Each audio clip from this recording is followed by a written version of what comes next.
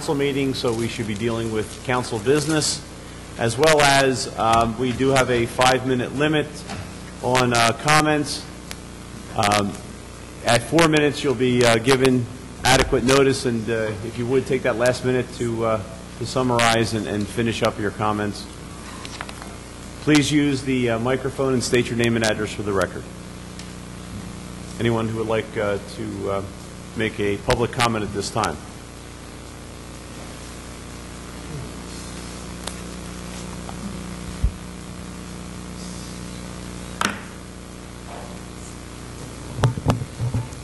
Barbara Dragon, 404 30th Street. Can everyone hear me? I can hear you, Mrs. Great. Dragon. Okay. In March of 2009, the Atlantic County Board of Elections revised their booklet, Challenger's Guide and Responsibilities. I have copies here.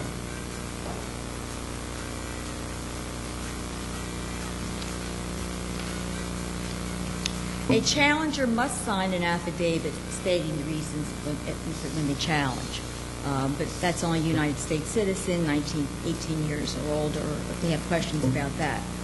A challenger cannot challenge a voter for these reasons. They think they know how the voter is going to vote, the race or ethnic origin of the voter resides in a particular ward, housing complex, or a section of the municipality or county. It's a criminal offense to do that. A challenger cannot sit with the district board workers or touch election material. They cannot go to the voting machine during voting hours. Challenge or vote directly, only the district board can ask the voter questions, not the challenger. The challenger, a voter, can't challenge a voter because the district board asked the voter to affirm his or her residence or ask a first-time registrant by mail to show identification. A challenger cannot challenge on that. Only a poll worker can. Poll workers are in charge of the polling place, and any issues or problems should be first directed to them. If they cannot handle the matter, then they, the poll workers, should call the Board of Elections, Mays Landing, or the Superintendent of Elections in Atlantic City. Not ask the city clerk.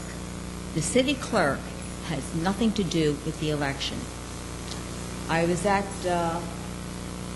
the Atlantic County Board of Elections today, and I asked what responsibility the city clerk has in the election, and they said none. They said if someone asks for a pencil, they can give them a pencil, but they have no responsibility in the elections. They are not there to advise, take charge on anything, or look into any matters that might come up. Well, I wouldn't say they have no responsibility. The city clerk clearly has the responsibility to maintain order and make sure the polling places are open and accessible. That's fine. That's okay. That's correct. Okay.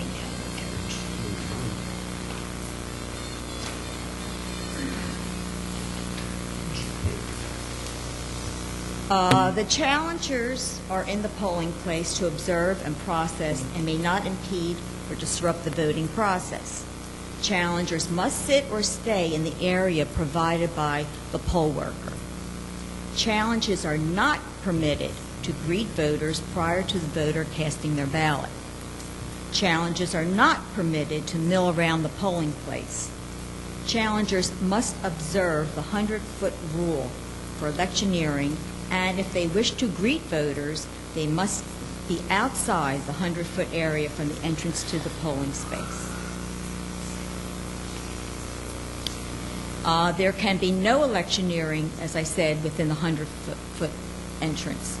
No voter can be solicited by anyone within this area. There can be no loitering in the area, and exit polling is only allowed by the media.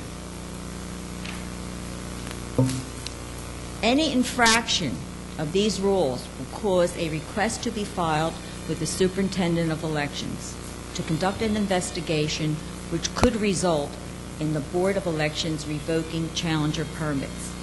The superintendent of elections has police power, and in polling places regarding the conduct of elections can refer the problems or issue to the prosecutor's office.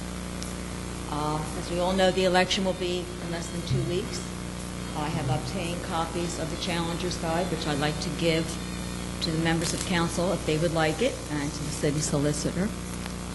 I don't need it, Mrs. Dragon, I'm a candidate, but you Well, can... you are, will you also be a challenger, because candidates can be Well, challengers? I'm fine with it.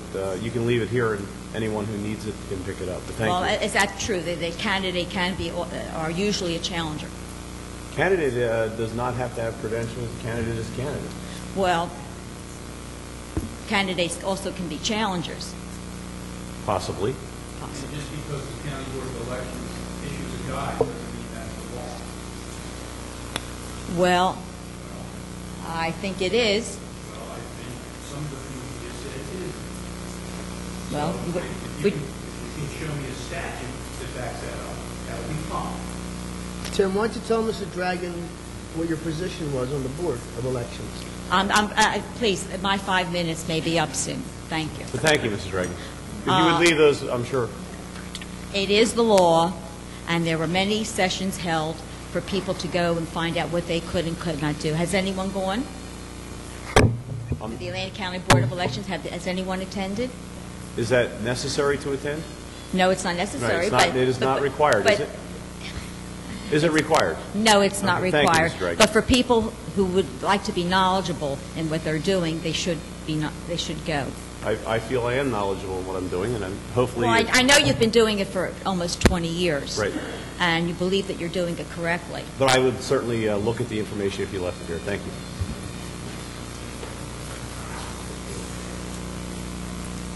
Okay. Any other public comment or reading of any document?